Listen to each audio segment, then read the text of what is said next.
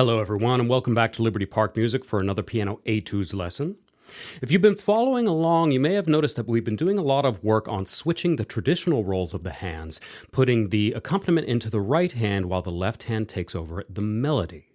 And we're going to continue that train in this pretty little piece from Cornelius Gurlitt. In this piece, we're going to have to work really hard on strategic fingering choices and really double down on putting that right hand accompaniment into the background so that it doesn't overwhelm the left hand melody. Let's check it out.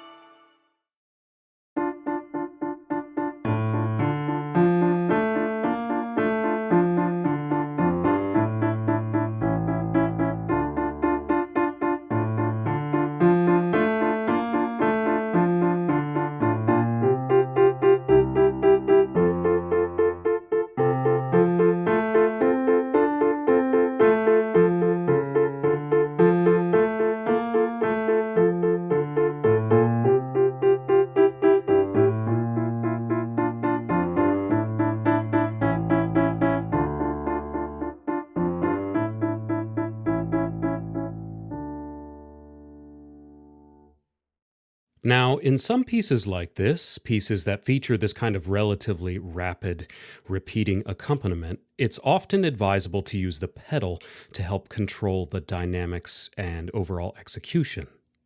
This piece would be no different, except that as soon as we start playing that left-hand melody, things can get really messy really quickly. The lower frequency notes in this range of the piano contain more audible harmonics, and once those start blending together, it can be really challenging to keep them clean. So, the better way to do things here is to keep nice and close to the piano keys, minimize your finger movement, and use your arm to keep control over how hard you're pressing.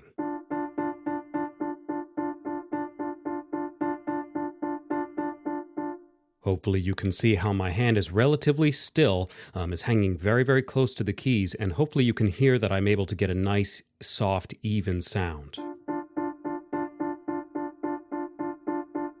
even without using the pedal.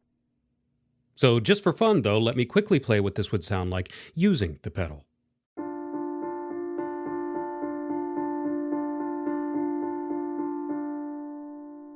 Very pretty and a much more dynamic sound, but as I said, unfortunately, once we start throwing in that bass melody, things tend to get messy. I'll demonstrate that for you as well in a moment.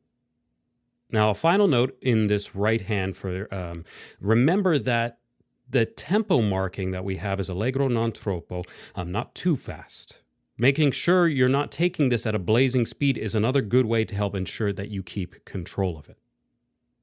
Okay, so let's get into this left hand. Let me play the first 4 measures of this piece again for you to the end of the first sentence on beat 1 of measure 5.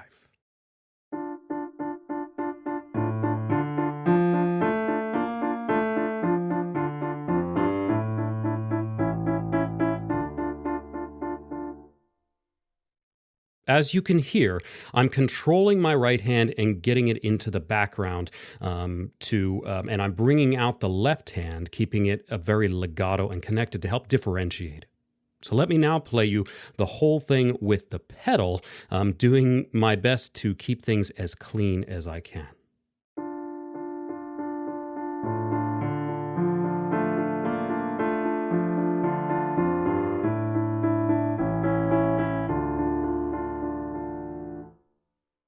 And there you can really hear how inconsistent it becomes. Some areas really become blended with big gaps in the resonance when I have to change the pedal. Now, I'm using my keyboard and a very nice piano sample for this. That is a digitized piano recorded sound. I will tell you that on a real piano, an acoustic piano that is, especially a high quality piano, this is probably slightly more possible through what's called half pedaling or even quarter pedaling.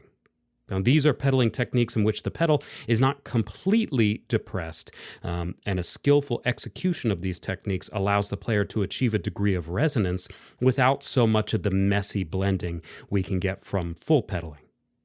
Now, how you do this is definitely not an explanation for this lesson, but just in case you happen to be working on an acoustic piano and want to try this, that option is potentially viable.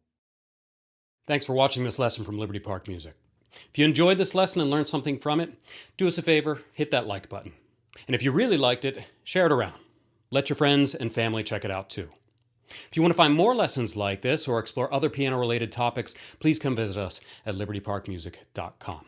We have full piano courses ranging from beginner to more advanced levels, and everything is online and streaming 24/7 so that you can design your music learning around your schedule and learn in the comfort of your own home from a talented roster of professional teachers and musicians. Come check us out.